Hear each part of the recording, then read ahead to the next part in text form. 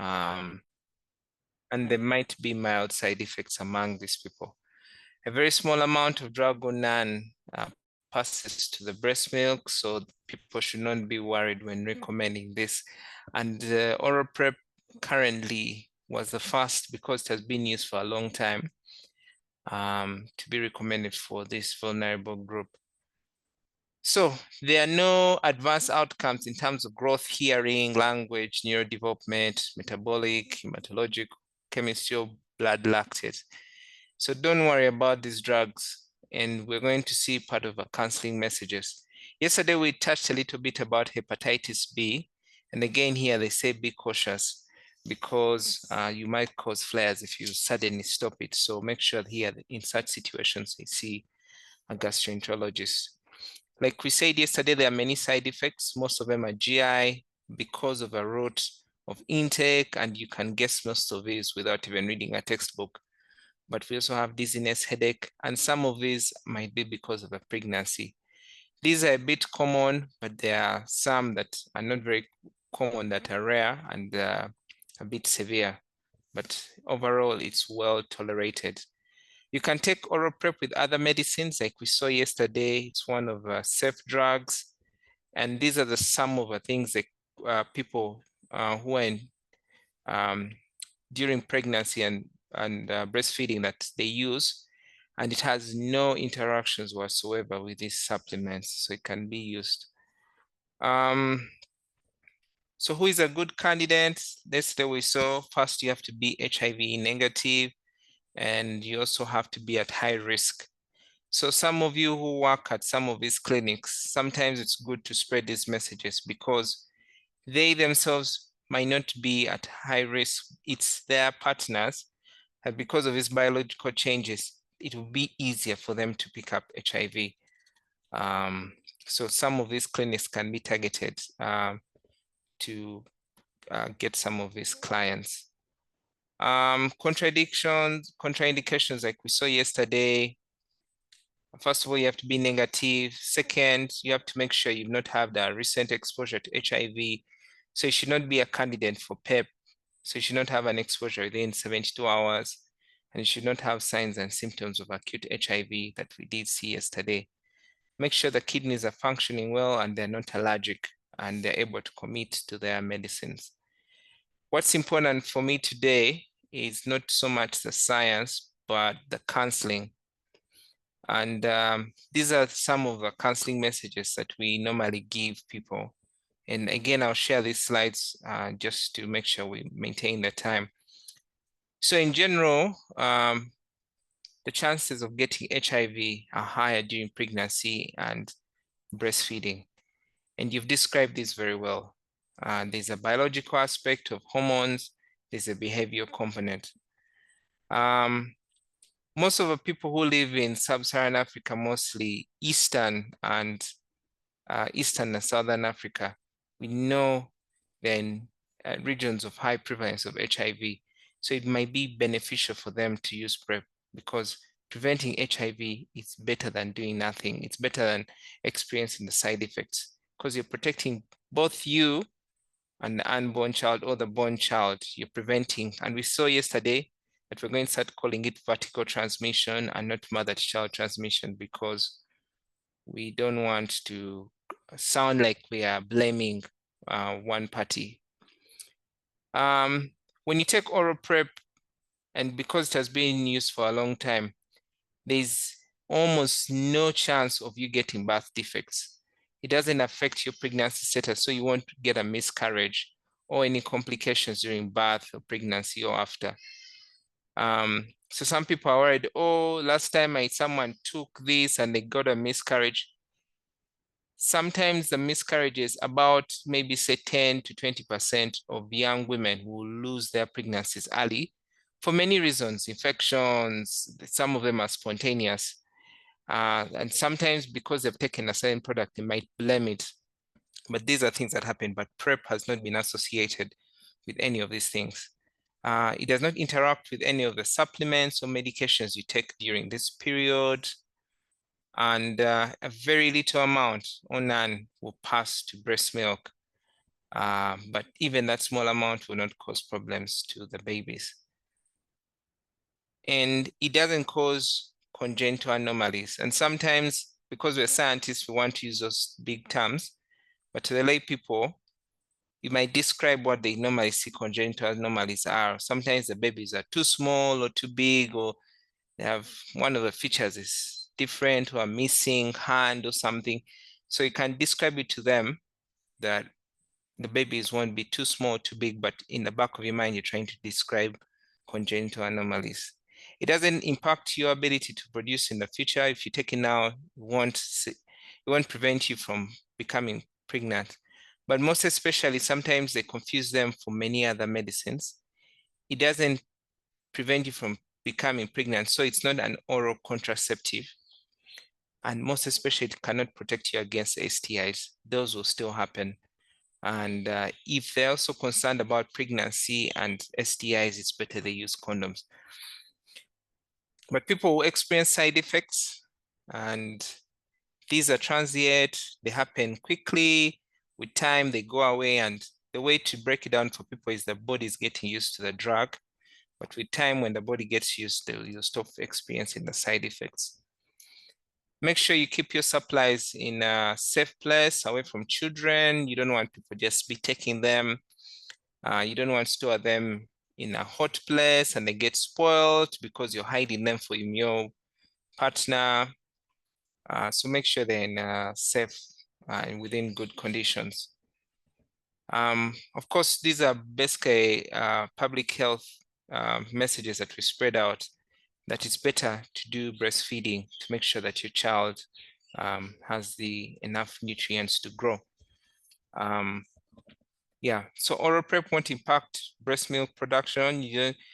They might be worried that I may start drying up and not produce enough milk.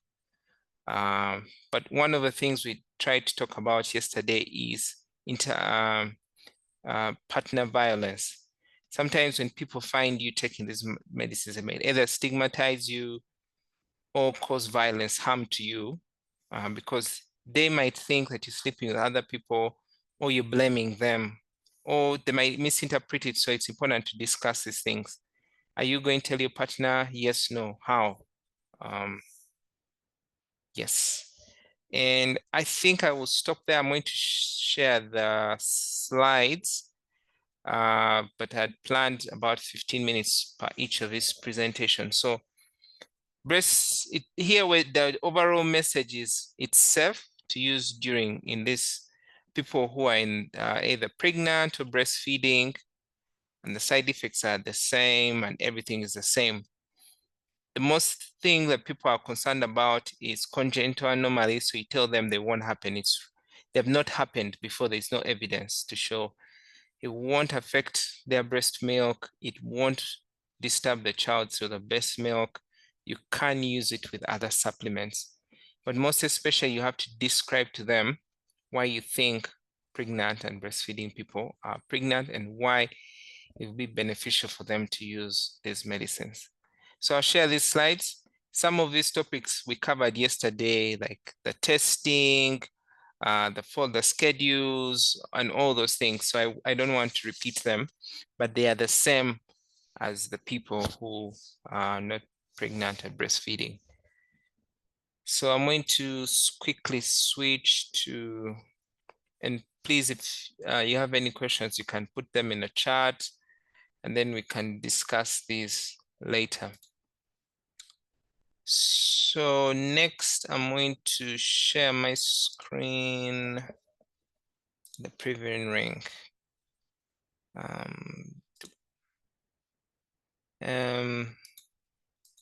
Just can you confirm if my screen is visible? Yes, Dr. I can see your screen. Okay. So oral PrEP has been known, and at least you must have heard of it somewhere in your practice or in school or before. What is new and exciting is there are new products that are coming up. One of them is what the lady is holding in her hands. It's called the Pivirine vaginal ring. Right now, that's how it looks like, and that's a medicine it has.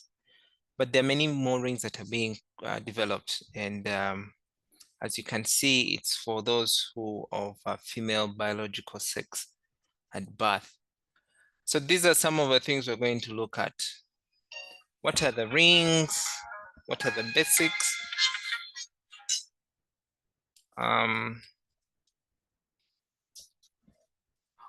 do we implement PrEP ring in the programs? What are the counseling considerations, and what are the FAQs? And maybe we'll use the FAQ section later. Sorry, just give me just.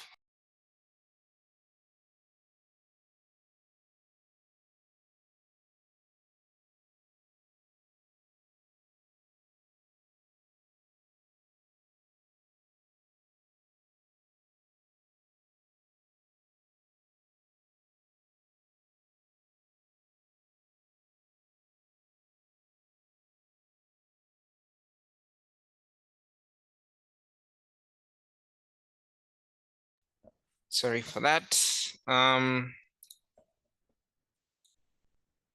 So what are PrEP rings and what are vaginal rings? Some of you might have heard about this.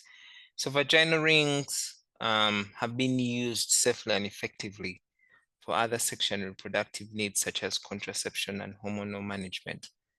So there are some rings, and by rings I mean in this shape. They're silicone-based, they're flexible, and they can be impregnated with drugs, such as drugs for preventing pregnancy and also drugs for hormonal replacement. And they have been used. And why they're used and were thought about is because unlike drugs that you have to swallow and they spread all over the body, they'll give you many side effects and they'll take long to dissolve and go where they're not supposed to be. And that's where the side effects. So this gives you a localized, sustained action. Sustained means instead of swallowing every day, you're now going to place this in and leave it in for some time, and you won't feel it. It will keep releasing the drug. It can help in low resource limited settings because like this ring, it's cheap. This is about, let me say, $8, and it might even be the cheapest, and they can be stored easily. They don't need cold chain. So this can work for our countries. But also they can be impregnated with different products. Let me say a product for HIV prevention and a product for pregnancy. So they can combine products in there to deliver them to women. So that's why the groups that we'll see, like the IPM, were able to develop the PrEP ring. PrEP ring is a flexible vaginal ring made of silicone that releases an antiretroviral drug called epinephrine. And like you can see, it's an antiretroviral from its name.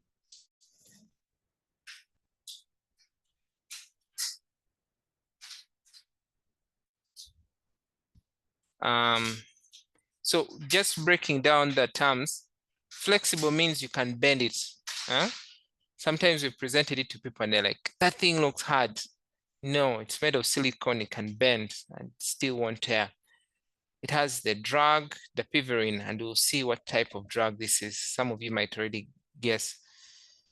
But most especially what we've talked about sustained use, it stays in place for a month and releases the drug. And it was recommended, but it will have its pros and cons, as we'll see at the end of our presentation. So the epinephrine, as you might have guessed, is an NNRTI. It acts inside the cells, blocks the ability of HIV to multiply, and this is breaking down the science. And initially, it was developed as an oral drug, but was not very stable, so they decided to convert it to other things. But I think there's some oral formulations still available.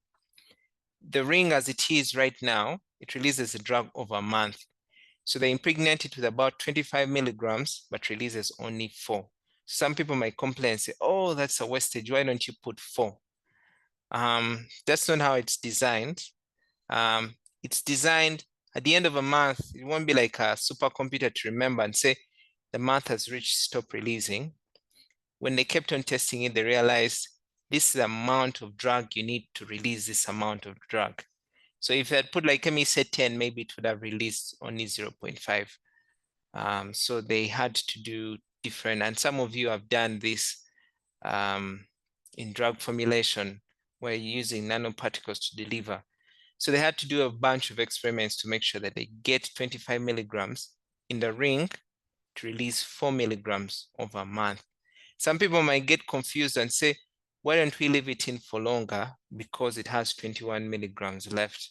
No, it doesn't work like that.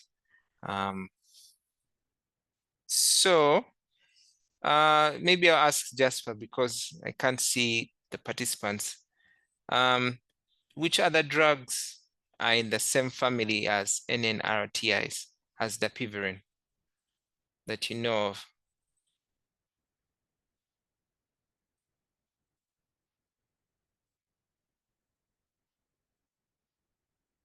Hello?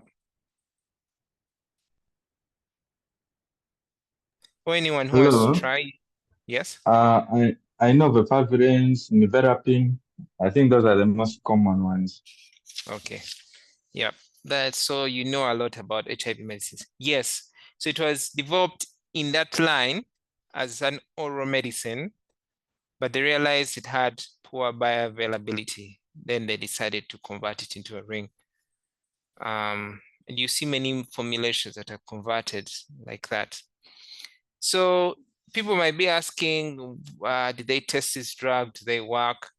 So there are many studies that have been done, and this is something you should be familiar with, that there are phases of clinical trials, 1, 2, 3, and when it's approved for pharmacovigilance. So they start with a small group of healthy volunteers, and they're mainly concerned about safety. Then 2 and 3, still safety, but phase 2 is more about dosing, and phase 3 is about, does it work? And so they'll start with a small group of people who are at risk and then expand it to a larger group. And you can see the numbers there. And there are many studies that have been done. The most prominent from phase 3, you will see the RING study and the ASPIRE study.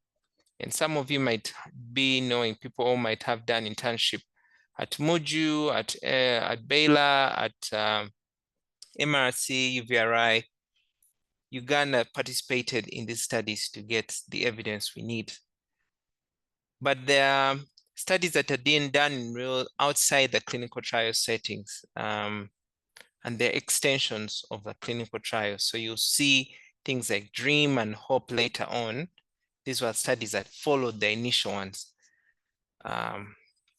But the other studies that are being done to see or to provide evidence that the ring is safe among pregnant and breastfeeding people, among adolescent girls and young women, and just to make sure they build the safety profile. And the additional studies that are ongoing are providing us more evidence.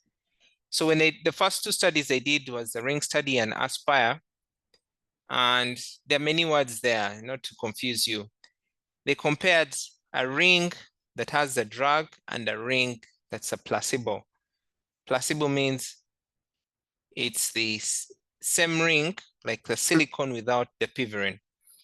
And the reason why sometimes we do placebo is we want to make sure that there's fidelity, like people are doing things the same way and following up people. So they don't know, they're all blinded. So there's no bias, we limit the bias. So one of our studies brought and reported a 35% reduction in HIV incidence when you compare those who are using rings that had the dapivirine and those that had nothing. And then one showed 27. And some people might say, oh, these are small numbers. One of the groups that was stubborn in the both studies were adolescent girls and young women, because sometimes they would remove the ring and want to clean it and not put it back in time, or during sex they remove it and put it back. or they boil it or bleach it or wash with chemicals, and all kinds of not nice practices were done. That's why the efficacy was not so big. But when they looked at the safety profile, there was no difference between the ring that had drug and that didn't have. And there was no concerns about drug resistance. It was actually, I think some of the studies had no resistance because it's locally acting. However, there were some side effects that we'll see more in details: the UTIs, the discharge, the itching.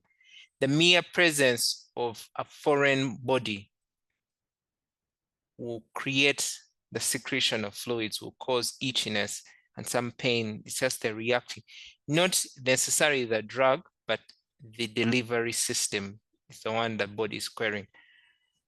There's some other additional studies. Another one was done and showed a 62% efficacy, another one 39%.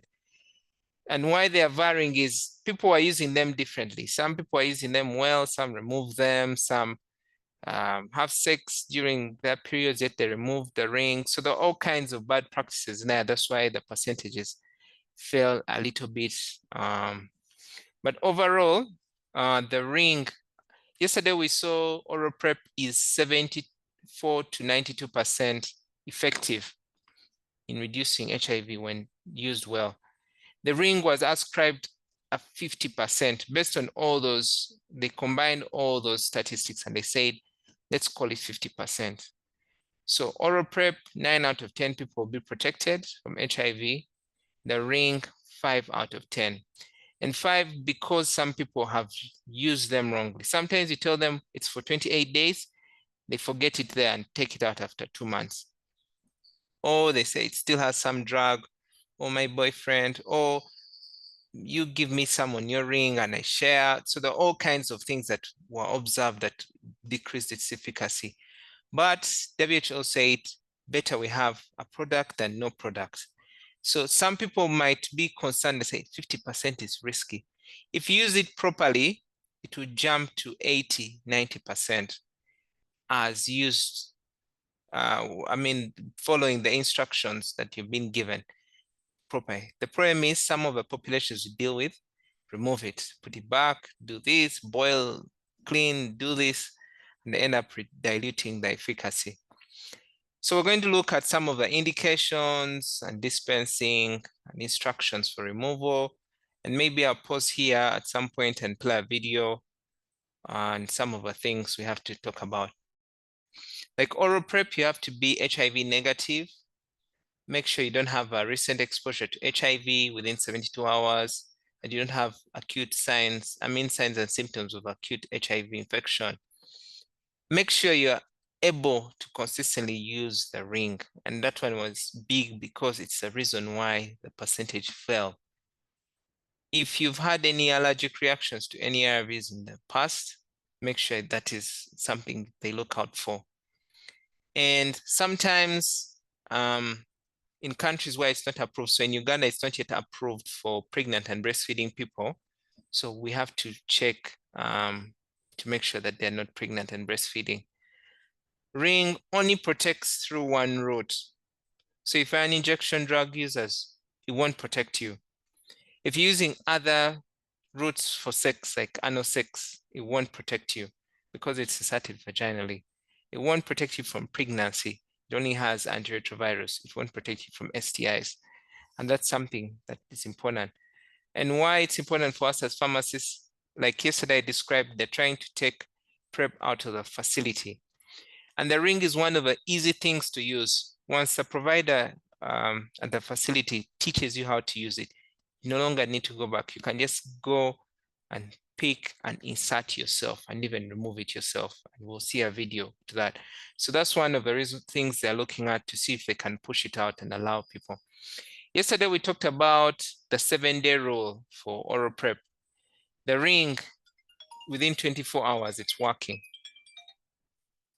Within 24 hours, it's working. So your partner calls you and says, I'm coming tomorrow, and you see it's 24 hours, then you can put in your ring and can protect you. So also the ring, 1 month, it has to remain in place. Don't say, let me remove it. There's no partner today and put it back. No. Once you put it there, it has to stay there. If you remove it, means you have to count the 24 hours again. And sometimes they might insert it wrongly and many things, but it has to remain in place for 28 days.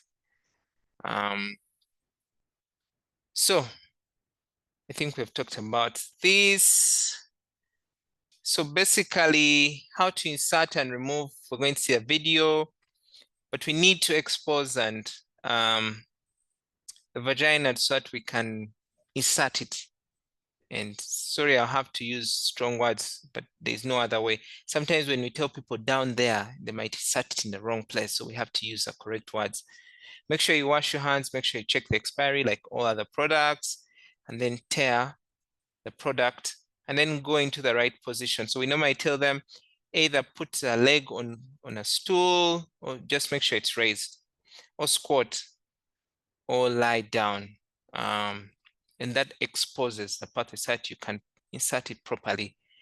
You fold it in a figure 8, or you can squeeze the edges, you push it in, and maybe anatomy has disappeared, but you push it in up to the end, what we call the posterior fornix, up to the end with a finger, then use the other finger to make sure it clamps just outside the cervix. So at the end of a vagina, there's where the cervix opens. It's supposed to sit at that base so that it remains. When it sits there, you won't feel it. And we've asked many people, when someone tells you, I still feel it, means it's not sat properly, it means it has to be pushed further. And some people may be saying, oh, is the ring too big or too small for some people? No, the size was tried out in many people and it works for almost 99% of women.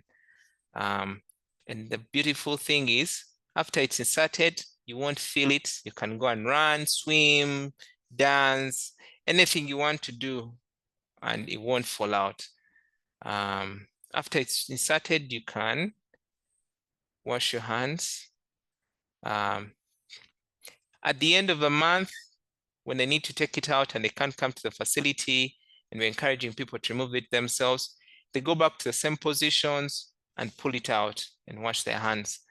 So I just want to play a video.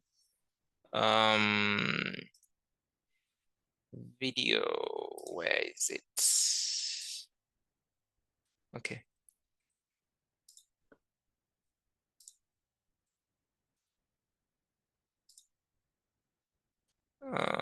With the volume, okay. I'm going to play for a short time. Can you hear the sound, Jasper? Have you heard the sound? No, I've not heard any sound yet. Okay. You tell me if you can hear it now. Yeah, Have but you heard it's a the bit sound? low. I can hear it, but it's a bit low. Okay, I'm going to increase it. Okay, can you hear it now better? Yeah. No, I can't. Yeah, I can't get it. I can't hear it. Yeah, yeah, now it's fine. Okay. Okay, let me play it now. It's just short, like 2 minutes, 3 minutes.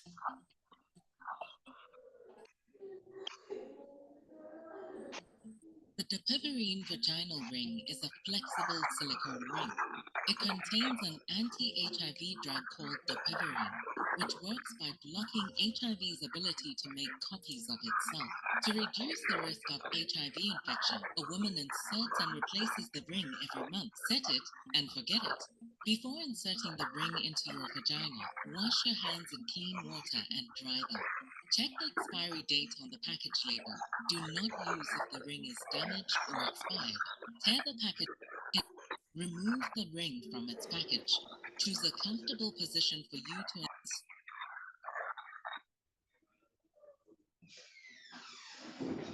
Before we show you how to insert the ring, it's important to understand your reproductive system. Your vagina is a part of your reproductive system, along with your uterus and cervix. The ring will sit at the base of your cervix. To insert the ring, squeeze it into a number 8 shape or squeeze the sides of the ring together. Using your other hand, hold open the folds of the skin around your vagina. Place the tip of the ring into the opening of your vagina, then use your index finger to gently push the folded ring in. Push the ring into your vagina as far as you can. If the ring is uncomfortable or painful, it might not be far enough. Try pushing it in further or removing and reinserting. If it still feels uncomfortable or painful, remove the ring and contact your clinic or doctor. After insertion, wash your hands in clean water and dry them. The ring has a favorable safety profile. Side effects are generally mild to moderate and resolve with no interruptions in ring use. These could include urinary tract infections, vaginal discharge or itching, and pelvic or lower abdominal pain. The ring needs to be in place for 24 hours before it offers HIV protection. With the ring in place, you can go about your daily activities as usual. You do not need to remove the ring to clean it. The ring must stay inserted for a month to be effective. It should not be removed during the month. You can have sex with the ring inserted. The ring should not be removed during or after sex in order for it to do its job. It is rarely felt by either partner. There is no need to remove the ring during menstruation. It can be used with tampons. The ring can also be used with some forms of contraception, such as the female condom, oral contraception, hormonal injections, IUD, and implants. But it is not recommended for use with the diaphragm, contraceptive vaginal ring, cervical cap, or menstrual cup. At the end of the month, the ring should be removed. A new ring should be inserted right away. Before removing the ring, wash your hands with clean water and dry them. Choose a comfortable position with your legs apart, then hook the ring with your finger and gently pull it out. Place the used ring in the empty package of the new ring, or in tissue or toilet paper. Place it in the rubbish bin out of reach of children or pets. Wash your hands with clean water and dry them. For more information, visit your nearest clinic and speak to a provider.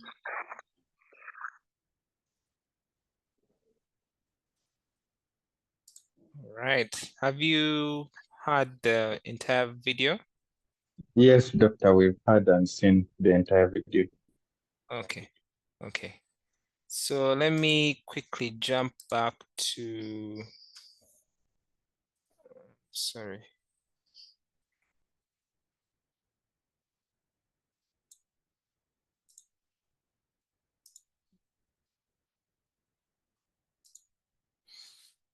Please confirm if you can see the slides again. Yes, we can see them, but I think maybe it would be more helpful if you put in slideshow because they're a bit small. I mean, obviously can't change the size of my body, but I am certainly down to try. Okay. Sorry, there's just a small interference. Okay. So can you see them now? Not yet. We can't. We don't. I don't see anything. Sorry.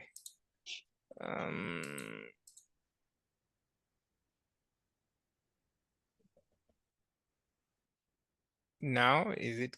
Can you see them now? Yeah, we can see them. It would be better if it's put in slideshow, but if it's failing, I think we can go with that. I'm wondering why it's failing to put in slideshow. Let me try one more time.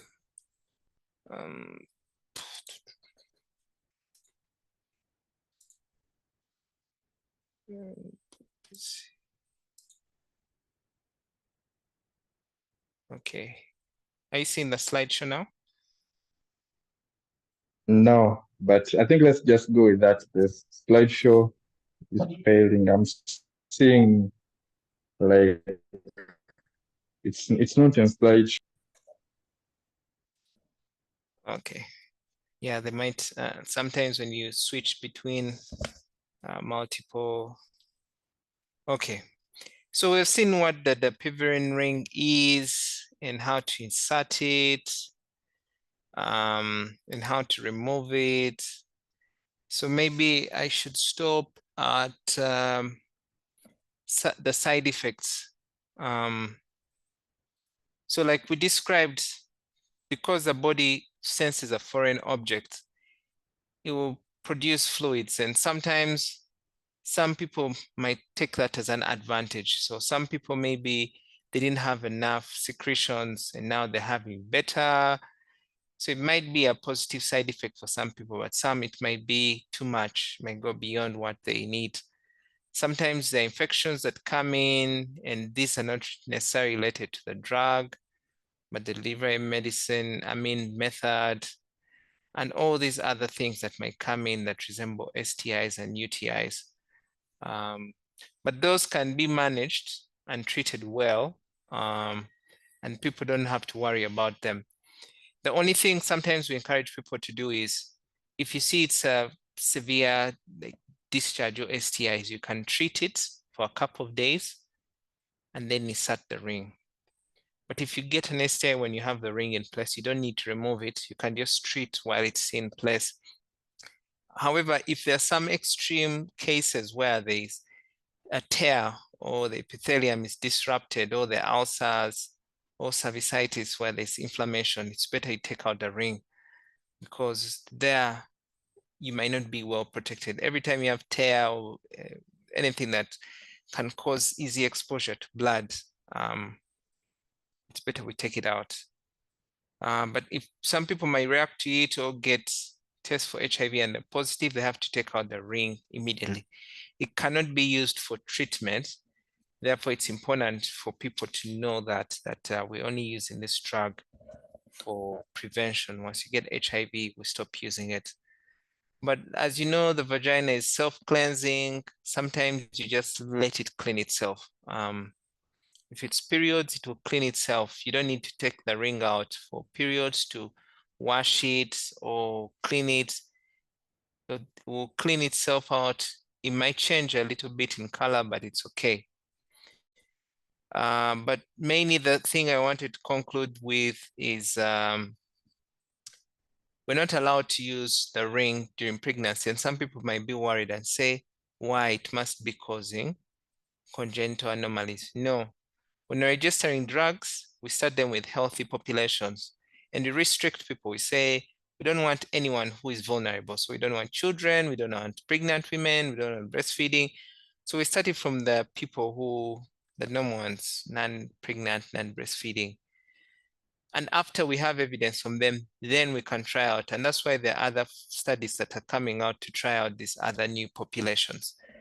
So initially there was not sufficient data, but as of the beginning of this year and last year, data has been provided and it's safe. And some countries have already begun using it for pregnant and breastfeeding women.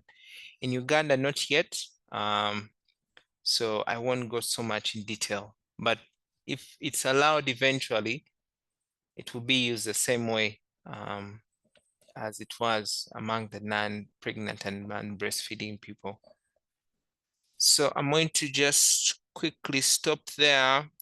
The counseling messages are the same. The storage we have looked at. So when you're counseling some of the people who are going to use this ring, you have to talk about many things. One of them is how the ring is inserted, how it's removed. It can be used during sex. You don't need to remove it.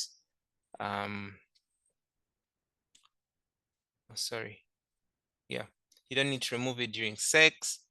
Some people feel the need to clean their vaginas with chemicals, and not only do they damage, but also might reduce the concentration of a drug. So it's important to tell them the vagina is self-cleansing. You don't need to wash it aggressively. Sometimes you don't need all these things. And sometimes also when you're using the lubricants, it's better we use the water-based lubricants. Yeah. Also, sometimes we have to talk about the effectiveness. Sometimes it's a bit hard to digest for some people. Telling them it's 50% effective and they say oral PrEP is 90%. It's hard, but it's better than nothing, and it's only lowered because some people are not using it properly during the clinical trials. When you start using it, you give it 24 hours to give you maximum protection. When you remove it like this, it stops protecting you. Don't say, I've just removed it 10 minutes ago, there should be some left. No. It won't protect you from pregnancy, or it won't prevent you from becoming pregnant or STIs. And the data for pregnant and breastfeeding population is still limited. That's why we are not yet using it. You can use it with other methods like oral PrEP. So if you have taking oral PrEP, on your last day before you take your last pill, you can take the ring so that it's in place 24 hours. By the time you take your last pill and it's over, the ring has already had its 24 hours to act. Similarly, when you're discontinuing the ring, either you take oral PrEP and wait 7 days, so you use another method in between, or, and this has not yet been allowed officially, you can use concurrently. When you think you're going to discontinue your ring at the end of a month, you can come on day 21. So that by the time you remove the ring, you have your 7 days for oral PrEP for it to act. But the ring can be used with menses, no sharing of rings. Don't say my boyfriend is coming, give me call your ring. Make sure it's stored properly, doesn't interact with other things. It protects you against vaginal. Any other form of sex, it won't help. Even injection drug users won't help them. Some of the side effects are because of product. So I'll share the slides such that in case you ever need to cancel clients who are using the ring, you can always have the right messages for them. So we have 10 minutes left, so I'm going to quickly jump, and sorry, I have to keep apologizing. My mission today is to just warm your appetite for some of these products, and we can always have more information using the online resources. Just help me confirm whether I'm in slideshow mode. You're not yet in slideshow mode, but I can see the slides. Okay, you forgive me the even now? Yeah, even now, not yet in slideshow mode, but the slides are visible. Okay. But it looks like it's loading. No, it has failed. Okay, you forgive me the sometimes when you switch between many windows, it's a bit slow and it doesn't work well. So the last form that we want to talk about is the injectable cabotegravir. And this is what has people excited, but there are always pros and cons to each of the methods. Are you seeing my current slides, Jasper? Yes, Doctor, your current slide is visible. What is it reading? Slide number injectable cabotegravir for HIV pre-exposure prophylaxis overview. Okay. I hope, wait. No, okay, just give me 1 minute. I'm going to briefly leave and come back because I think it's persistent. So just give me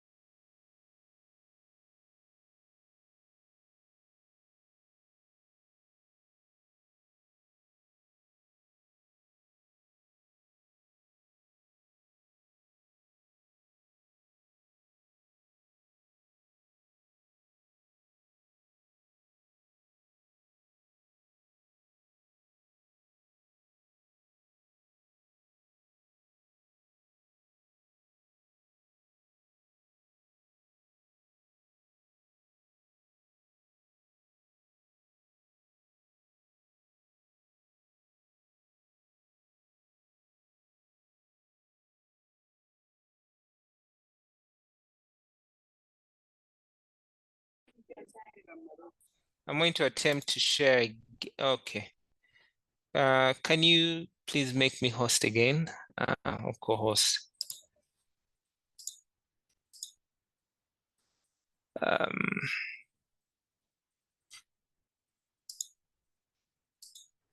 Anyone at PSU?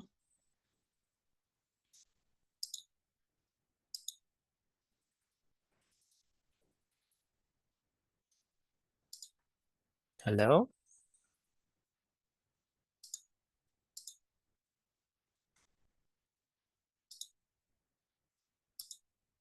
Hello, Martin, or anyone at PSU, can you make me host again?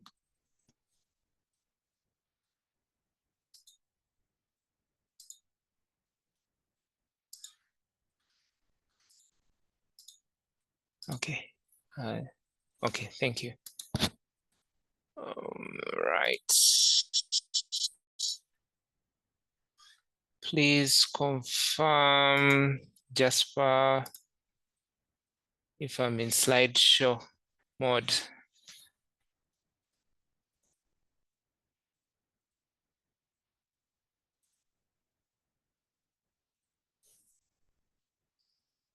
Jasper? I've just given Martin a call and he has told me he has made you host. Maybe, yeah. Okay, are you seeing my slides in presentation mode? Yes, it can be seen. Okay, sorry, I think Zoom has that problem. So we're talking about cabotegravir, and some people are excited about it, but there are reservations. Sometimes it's called PrEP, sometimes it's called LA. The LA is long acting. For now, it's 3 mils, which contains 600 milligrams. It's intramuscular and it's given at the gluteal muscles and not anywhere else, and we'll understand why. And when it's given, it's released slowly over 2 months. So because it was only studied in the gluteal muscle, it's only the only place we can administer it for now, I think, because it's the large size and ability for it to retain. But there might be studies that are exploring other sites, but for now, it's a gluteal muscle. So we said we give 3 mils, 600 milligrams, and takes you 2 months. However, there's a loading, we don't want to call it loading dose, but your first 2 injections are not 2 months apart. They are 1 month apart because we want to know if you can tolerate the drug. So we'll give you half. So we'll give you 1.5, which will contain 300 milligrams. It takes you for a month. We give you the other half, which will be 1.5 mils, which will contain 300 milligrams, to take you another half. Then when we're sure you're tolerating the drug properly, then we can start giving you every 2 months. And the reason why it was done like that, when we're doing the initial clinical trials, people used to swallow tablets of cabotegravir. So it's available in both injections and oral tablets. The oral tablets, you take them daily, like oral PrEP. But the reason why they started with oral tablets is so that then you know that this person can tolerate the drug before you start giving them a 2 months injection. However, the oral version is not available. So people are going to just have to take the half dose, see how you tolerate it, then the other half, then we start giving you full. It belongs in a group of drugs called INSTI, or integrase strand transfer inhibitors, which reduce the ability of HIV to replicate. It was approved in 2022. And like you said, in Uganda, it was approved late last year and was Doctor, registered. Yes? the slides we are still on slide 1. They're not moving. I don't know whether you're still on slide 1 or yeah, no. I don't know what's happening. I don't know what's happening to the slides. Now it's fine. Which slide? Can you read for me the heading of a slide? CAB PrEP development, recommendation and approvals. Okay, Kale. Sometimes they freeze, sorry. CAB was approved in 2022 and in Uganda last year. So early this year, it was put on the register. Both, I think, oral and the injectable are on the register as we speak. CAB PrEP can be used, and we're going to bring back our terms again, for HIV prevention for those who meet the criteria.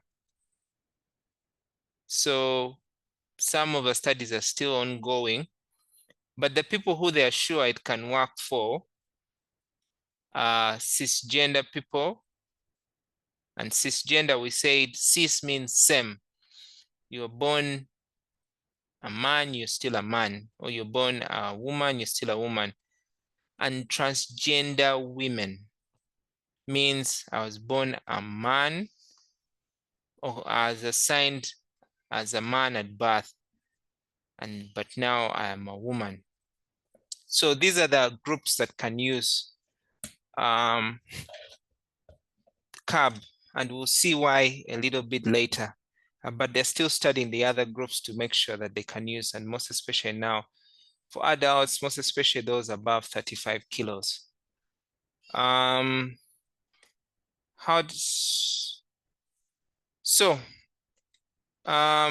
It's highly effective, and highly effective means instead of comparing it to a placebo, they compared it to oral PrEP, and it showed almost a 90%, okay, maybe 88% efficacy. We'll see that later.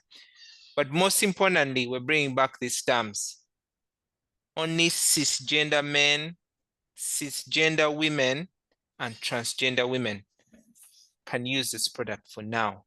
The people who they don't have evidence for are the transgender men and the non-binary and the other groups. They can't use it for now because they don't have evidence.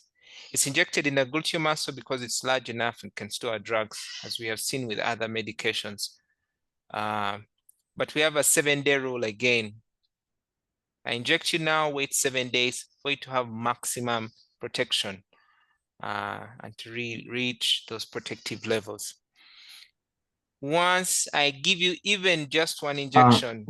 Excuse me, I wanted to first confirm whether you are still on slide 5. Oh yeah, this thing it's not moving. Okay. Yeah, Okay, there's now something it's wrong. fine. Okay, let me leave it in this version. Maybe it will move better here. Can you see my current slides? Can you read it for me? Yeah, CAB PrEP basics. Okay. Yes, so I was saying it's used for protection, and the groups that it can protect for now are the cisgender. Cis means same. So cisgender men, cisgender women, and transgender women.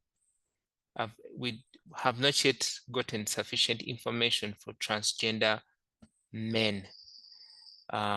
So for now, it's only these 3 groups that can use it, but they're still doing other studies.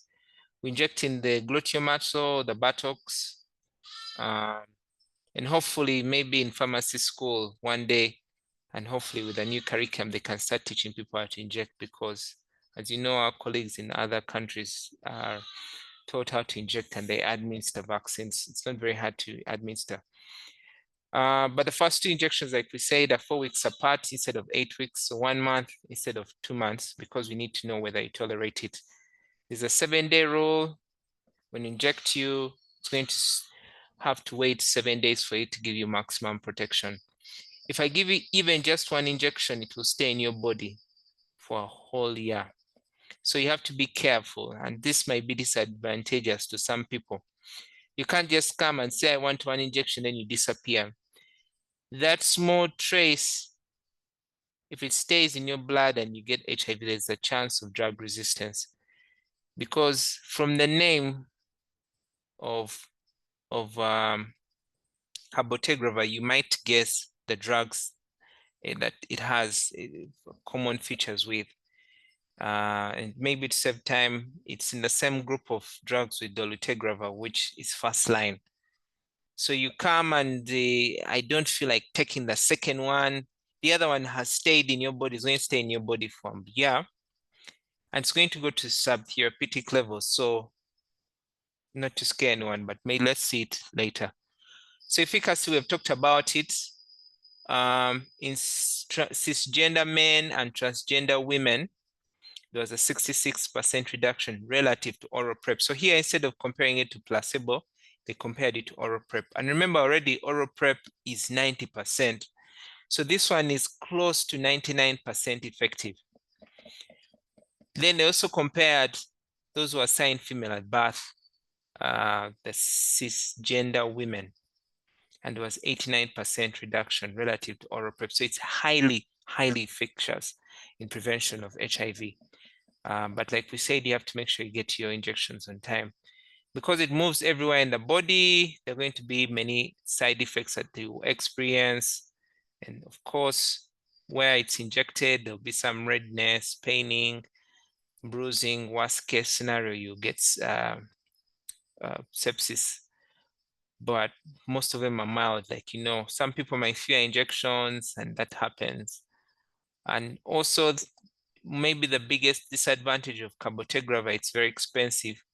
It's in the tone of maybe thousands, maybe $3,000. So we don't want, even when government gets it, it's going to be selective on who it gives it and doesn't give it to, because one, we can't waste even one single dose, very expensive, but two, we have to make sure we're not getting the resistance, because people jump, get one dose and run away. So like the other forms of PrEP, make sure you're HIV negative, make sure you don't have signs and symptoms of acute HIV, make sure you've not had exposure to HIV within the last 3 days, make sure that you are not, you don't have any allergic reaction to, if you have used PrEP and used dolutegravir and you reacted to it, there's a high chance you won't. But another disadvantage, you can't use it together with anticonvulsants and anti-TB medications. So you have to weigh the risks and say, let me take the TB medication. When I stop, use other forms of prevention. Then when I end, I can switch back to my drugs.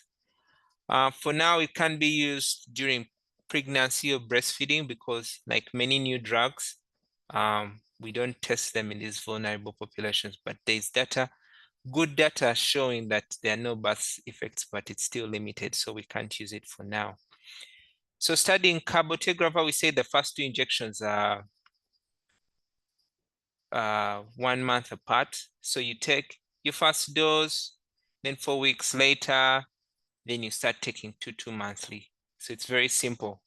They give you a window of about 7 days if you can come in earlier or later. Yes, you can stop carb PrEP, but our problem is with a tail. They call it a tail period. Some of these drugs have very good distribution in the body. They will not leave easily. So the tail period looks like this. We give you a dose, and then at month 5, you decide, I don't want to come back anymore. The dose will drop below the level, or might drop below the level required to protect you. Therefore, if you get HIV, there's a high chance that it will learn to mutate and learn cabotegravir. And if you're unlucky and it learns and becomes resistant to cabotegravir, there is maybe a 20% chance that even dolutegravir won't work for you. But as we speak, I know they're even modifying it to see if it can act longer, maybe 3 monthly or 4 monthly, but for now it's 2 monthly. But if you stop taking the drug, you need to use other forms of prevention because of this tricky. Of course, I'm saying all this, but there are very few people who will get drug-resistant HIV because of dolutegravir, but it can happen. And that's one of the things they're worried about, most especially that it's a new product. People can start and stop anytime they want, but from a programmatic perspective, we don't want people who are jumping on and off. You rather take oral PrEP. You should be at high risk at majority of the time, and you're motivated to take your injections on time so that we don't have situations where you miss. However, this can happen, and sometimes we can tell you, take oral PrEP to bridge that gap in which you're not, maybe you traveled or something happened, you're not able to come back. We can give you other forms to cover that period as you wait to come back for your cabotegravir. So I didn't want to go too much into the details of cabotegravir, but just to give you sort of a high level overview of how it's going to be like when we start rolling it out. So I'll stop sharing and maybe take on a few questions in the next 6 minutes and we can close. But thank you for Thank you, Doctor, for great audience. Yeah. that wonderful presentation. And Q&A session, those who have questions, you can either type them in the chat box or you raise your hand, you're picked, and you give your question. And I'll start with mine. One of the key populations that I have noticed, especially during my practice working at Art Clinic, is the children, the newborns and the infants. You find most of these children get HIV when they are still very young, and sometimes the mother doesn't know what to feed them with and gives them maybe breast milk, and somehow HIV is transmitted. So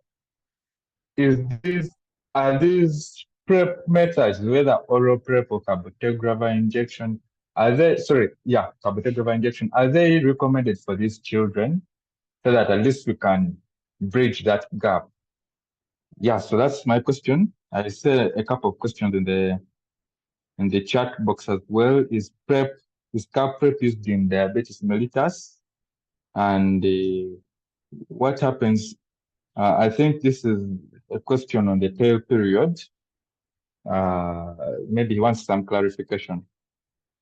Then is there evidence that there is no risk to the environment or resistance being transmitted through the ecosystem, since the vaginal rings disposed through the bin still have the active drug? Are there any noted drug interactions with cabotegravir?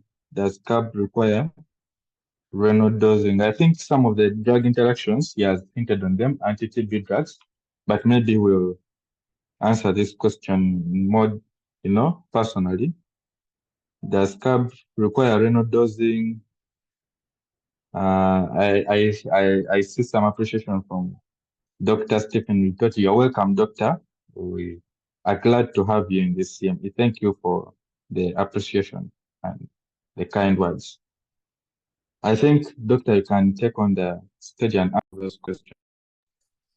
Okay, so oral PrEP can be used for children, newborns, infants. If and some of you have worked in the HIV clinics. So why we need to test women is if I test you and you're negative, but you're at high risk, it might be better for you to take oral PrEP. But if it's unfortunate you have HIV, we need to make sure you're suppressed early enough so that you don't transmit, you don't have that vertical transmission. So even at birth, there's some antiretrovirals that they give at the child to make sure that they do not contract HIV. Some of you might know these drugs, but I don't want to go into those details. So make sure we test our pregnant and breastfeeding people. Those who are negative, we can't protect them. Those who are positive, if we can get viral suppression early so that they don't transmit it. Even at birth, they need to take antiretrovirals when they're just born, the children, so that they don't pick it up. So that's something we can do for them. But the children taking oral PrEP for prevention, no. And the problem is that tenofovir has issues with the kidney and the bones. So it might cause them a bit of harm because their organs are not yet well developed. So it's not yet recommended for these populations. I don't know if I've answered you well. And also even the injectable. Okay. Doctor, you've answered me partly well, but I'm aware they use nevirapine syrup for prevention. Yes. Yeah, I wanted to ask about now, most particularly the cabotegravir, because of its easier dosing and, easy to. Okay. So also the injectable cabotegravir has a cutoff weight. I think we said 35 kilos. So if you can make 35, good.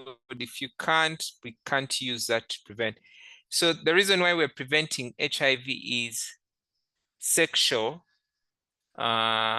because we talk about ABCs and sometimes people are not following them. So we need to provide a product that can be used to supplement. So we don't expect children to be at high risk or involved in high risk sexual behavior or any other practice that would put them at risk. So there's a normal cutoff, but also for the injectable one, it's hepatotoxic. And again, the livers are still young, their kidneys, they might not clear it properly. So it's because of that, but most especially because we don't think they should be at high risk. But once you cross like 15 years, we know you now start engaging, and maybe 12 years. And that's where the 35 can pick them up. That's why we talk about adolescents can start using them, but maybe the ones who are really young, we hope that the nevirapine and talking to their mothers can be able to protect the children. But yeah, these days we're having fewer and fewer people passing vertical transmission. So that's one of our blessings of modern science. We have, I think some facilities have recorded 0 vertical transmission in years. So I'm going to run through some of the questions. So different types of HIVs. Okay, I don't want to go into this detail. There's HIV-1, there's HIV-2, there are subtypes. So why you see some people saying HIV-1? There's some people who have HIV-2, very rare, you might never see them. It's not as aggressive. Sometimes I think they've survived without medication. It's the HIV-2, the HIV-1 is the one that is tricky. And we'll need another whole lecture on HIV. But just know that there's HIV-1, there's HIV-2. That's the second one can be treated with few drugs. Some people survive. It's the one that is aggressive. But one, even there are subtypes in there.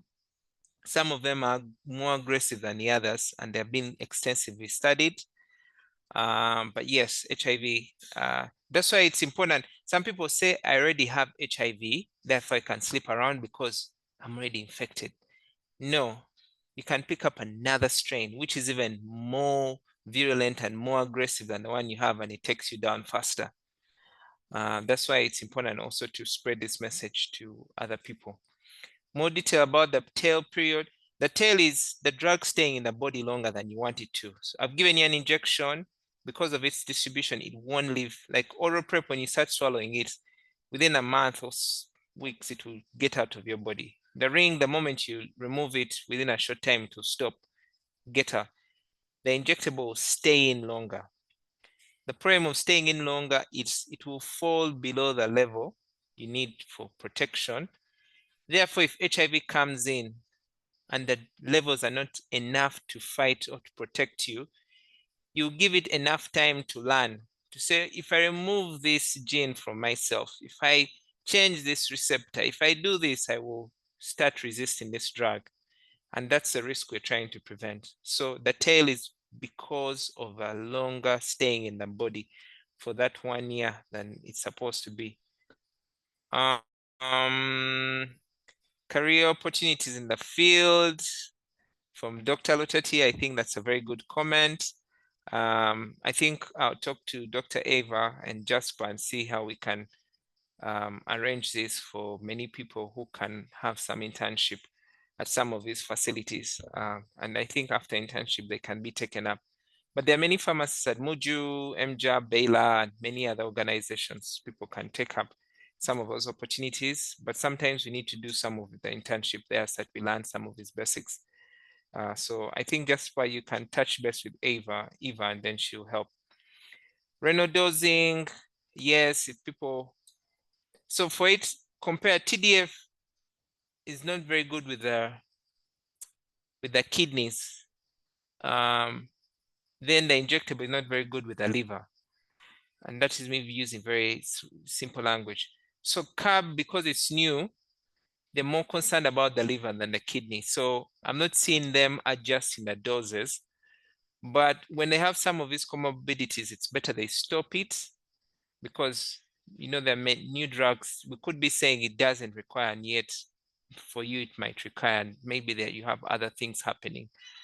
But for tenofovir, the moment you have anything concerning your kidney, even hypertension, we might not want to give you that. But cabotegravir is a bit safer. Drug interactions, yes, we've talked about anti-TBs and the ones used for epilepsy. So risk of environmental spread with a vaginal ring, it's possible, but if you're to rank the drugs and see which one will most likely get resistance, the ring might be lowest on the list. I think I'm not seeing any person reporting drug resistance to the ring. That's the advantage of locally acting. It doesn't spread in the body, even when it's out, because it needs to be in the system and then fluids are flow over it and then the drug is released. If it's in the environment to be dry, the drug might dry out and therefore they won't be. It's good you're thinking like this, but the risk might be low because of the local acting and the way, when you did drug design, some of these drugs were designed to be released under specific conditions. If they're not met, the drug will refuse to leave the system.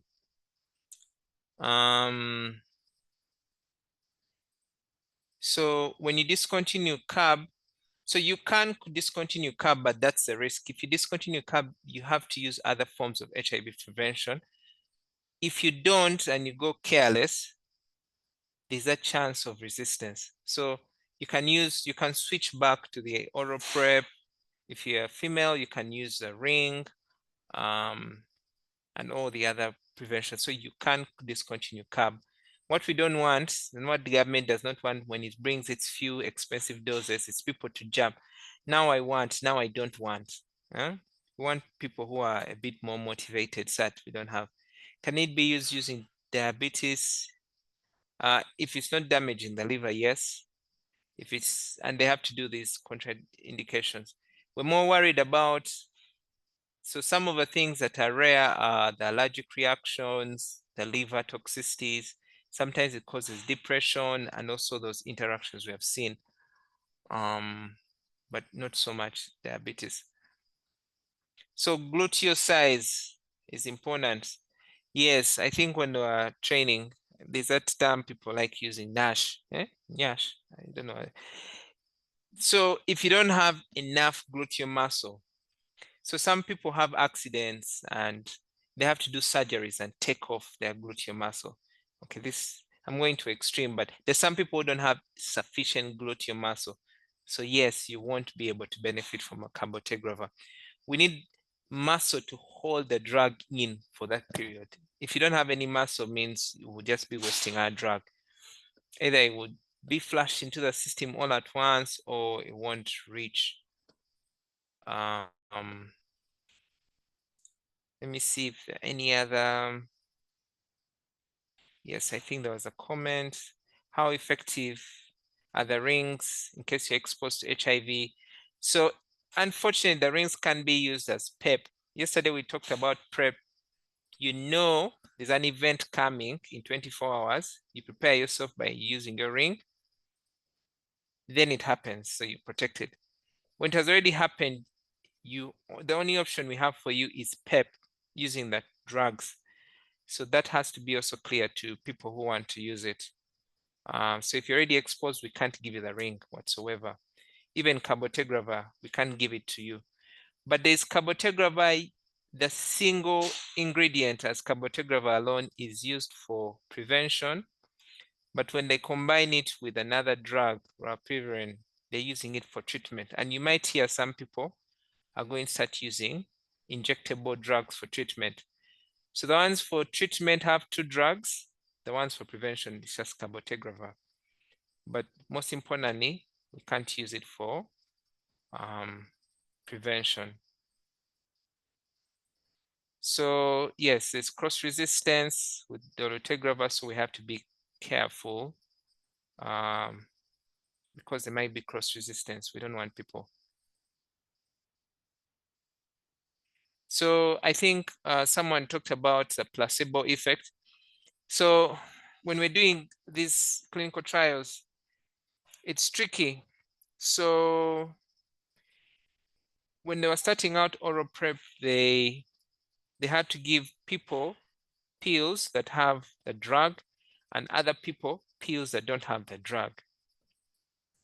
Because placebo, sometimes when we have no other option for HIV prevention, we need to know that something works. Otherwise, we might assume that something works and yet it doesn't work, and we start scaling it up.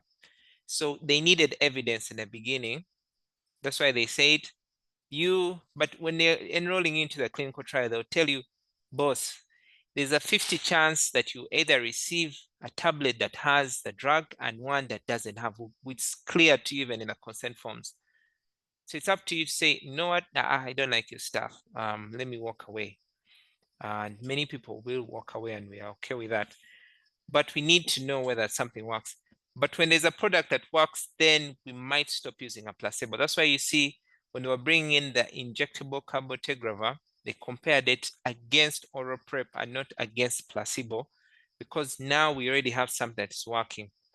But the ring now became tricky because if we say ring versus oral PrEP, the comparison might not work properly. That's why they opted for the what? The placebos. There's ethics there and it's complex, but always you never walk into a clinic and people keep quiet. They always have to tell you there's a chance, 50% chance that what you're taking has nothing. So it's up to you.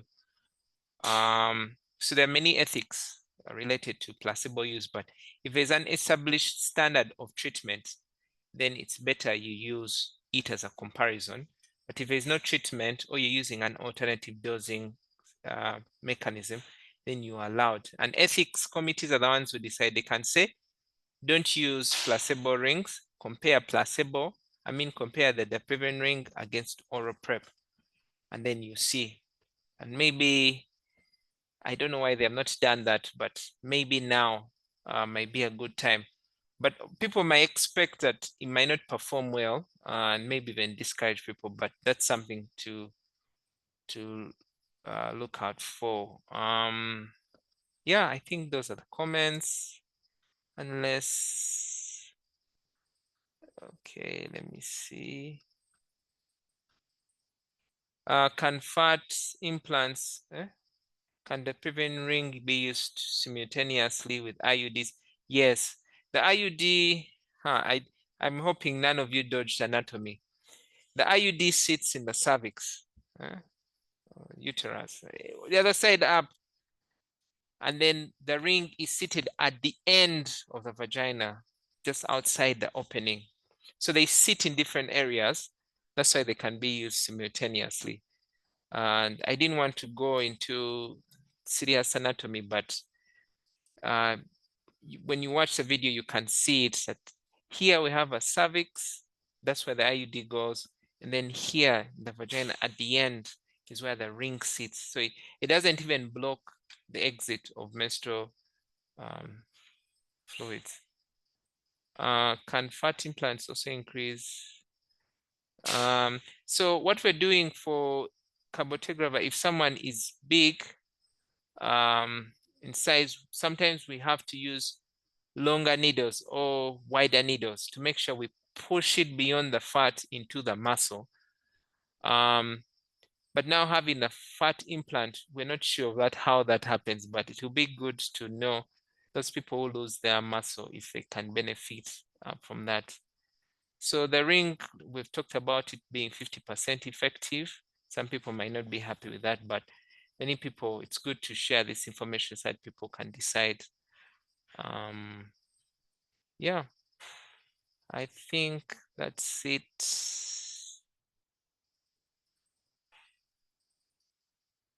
Thank you so much, Doctor. Hoping the questions are done. Thank you so much for that very wonderful presentation. We've really learned a lot to learn. I'm seeing Dr. Lutoti in the meeting. Let me invite him, and he gives us a word or two before we close. Dr. Stephen, are you there? Yes, I am there. Good evening to you all. Okay. Dr. Segawa, thank you so much for permitting time and reaching out our members for the interns who have been in attendance. I think this is wonderful. What Dr. shared with you is just a tip iceberg. This is to stimulate you to pursue more. Who knows, this can define your career. Internship is really a period of self-discovery. The more you attend such sessions, the more you network, that's how more valuable you will be, even in following your registration. So I encourage you to take the session seriously, and take time to revisit all as they are. If there are any members in the cohort who are really not serious attending this session, please encourage them because they are part of the team. Here to all meet together. The session is also stimulate and prepare you for the exams which are to come. So you never know what may come in the examinations. So I encourage each and everyone, every member, every intern to ensure that you spare time to attend. But also time to make some discussions here and there and to make some group and interacting with others.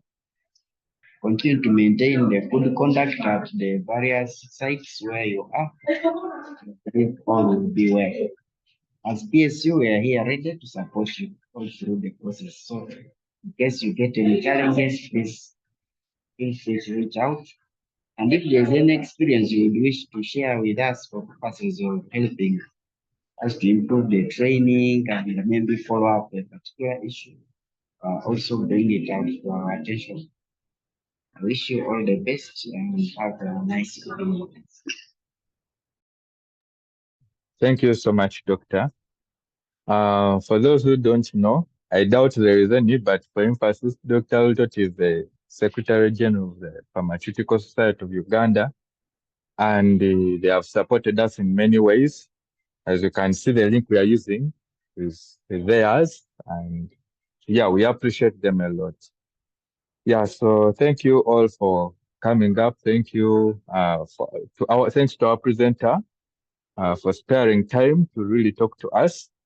I will try to follow up on the issue of the career paths. Thank you, Dr. Stephen, for bringing it to our attention. And I will also try to follow up on the slides. I think that's a very important part of the session as well.